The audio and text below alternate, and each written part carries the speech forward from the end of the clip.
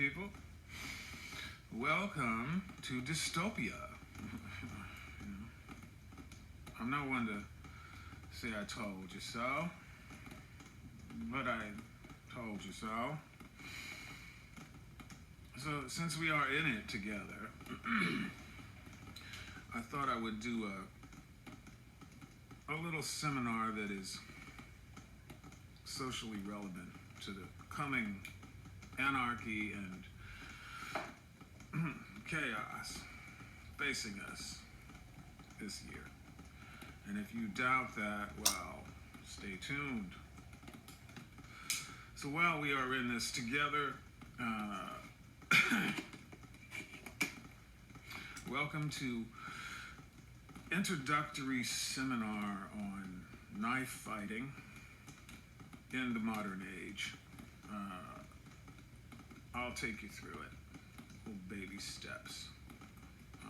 First, a little backstory on, people say, Julian, why? People say, Julian. I say, yeah. They say, why knife fighting?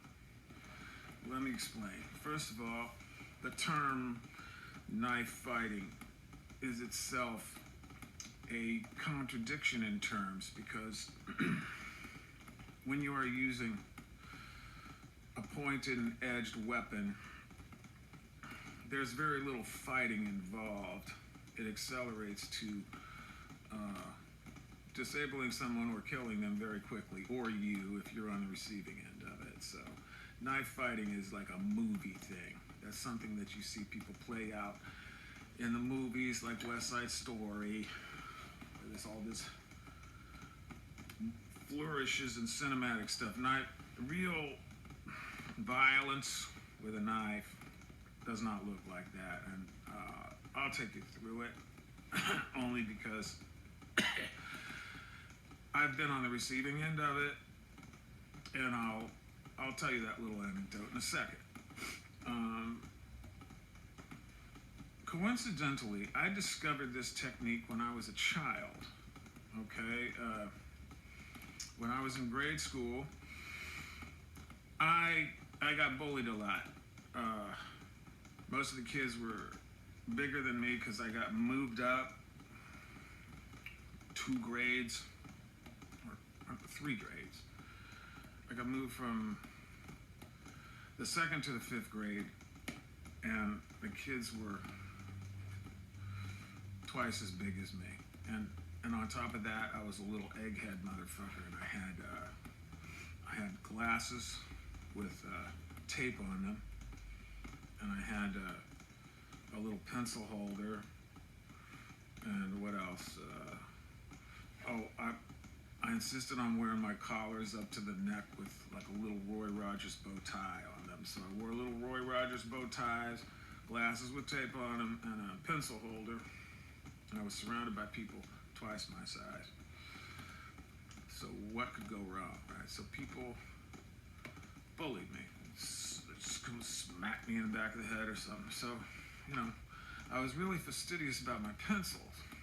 And I kept a little rack of sharpened number 2 pencils in my pocket. And I mean, I had these pencils sharpened like needles. I was obsessive about it.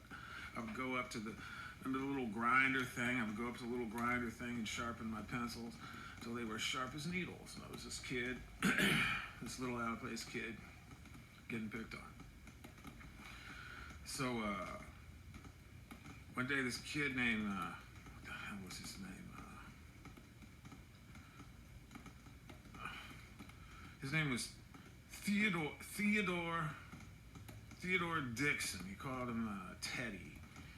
Come up to me and pushed my books off the desk, and just without thinking about it, I swooped up with a pencil and I stabbed Teddy in his face. I stabbed Teddy in the face with a sharp number 2 pencil right here in his face.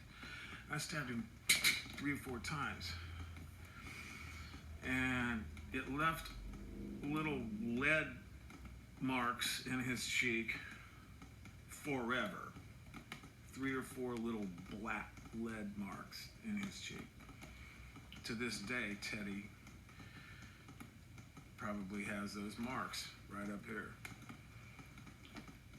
And he never bothered me again. Not only did Teddy never fuck with me again, nobody ever fucked with me again after I stabbed Teddy in his face with a pencil. Now stay with me. So I'm just this little kid, right? So I never forgot that. And my situation I won't get into now, but I was a professional musician who started really early. I was a rock and roll piano player, and I was a hellaciously good rock and roll piano player when I was a kid. And when I was about 16, well, I had a full-time professional job as a musician when I was 15, and I got jumped into music early, and I got put into New York City. So I came up in New York City as a teen in the 80s, and it was super dangerous there.